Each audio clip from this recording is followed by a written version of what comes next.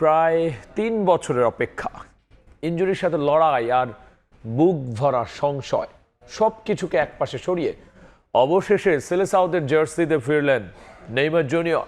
স্কটল্যান্ডের বিপক্ষে ম্যাচের ৭৬ মিনিটে যখন তিনি মাঠে নামলেন, মায়ামির হার্ড রক স্টেডিয়াম তখন রূপ নিয়েছিল এক টুকরো ব্রাজিলে। ম্যাচ শেষে তাই আবেগ ধরে রাখতে না পেরে কান্নায় ভেঙে পড়েন ৩৪ বছর বয়সী এই তারকা। প্রশংসায় ভাসিয়েছেন মেসিকে। মায়ামির হার্ড রক স্টেডিয়ামে তখন সাম্বার ছন্দ। স্কটল্যান্ডের রক্ষণভাগ ভেঙে চুরমার করে দিচ্ছেন ভিনিসিয়াস জুনিয়র আর ম্যাথিউস কুনিয়া। ৩-০ ব্যবধানের জয়ে গ্রুপ সি এর শীর্ষস্থান নিশ্চিত করে মাঠ ছাড়ছে সেলেসাওরা। কিন্তু সব ছাপিয়ে এই ম্যাচের গল্পটা হয়ে থাকলো অন্য একজনের।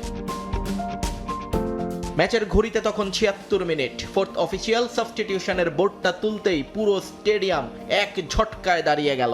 দীর্ঘ ৯৮০ দিন পর ব্রাজিলের সেই চিরচেনা ১০ নম্বর জার্সি গায়ে মাঠে নামলেন নেইমার জুনিয়র। ২০২৩ সালের অক্টোবরে উরুগুয়ের বিপক্ষে এসিএল ইনজুরির সেই দুঃস্বপ্ন, একের পর এক অস্ত্রোপচার আর কদিন আগের কাফ ইনজুরি, সব বাধা পেরিয়ে এই মুহূর্তটার জন্যই অপেক্ষা করছিল ফুটবল বিশ্ব।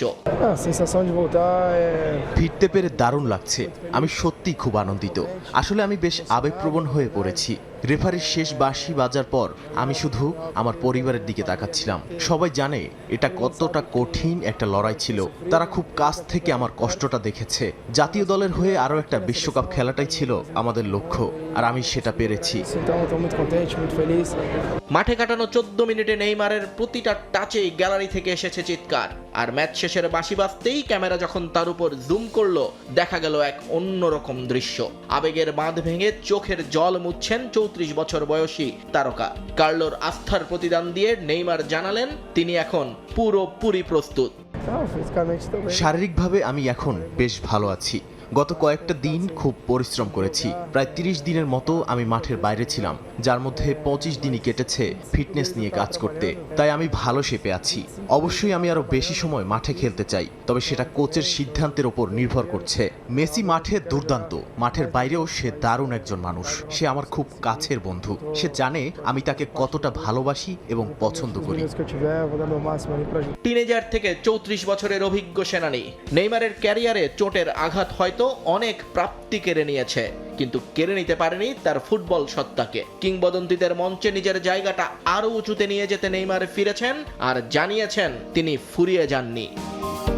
নিয়ন মোহাইমেন, সময় সংবাদ।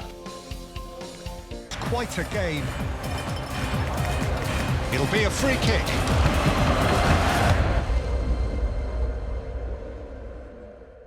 Oh, what a goal!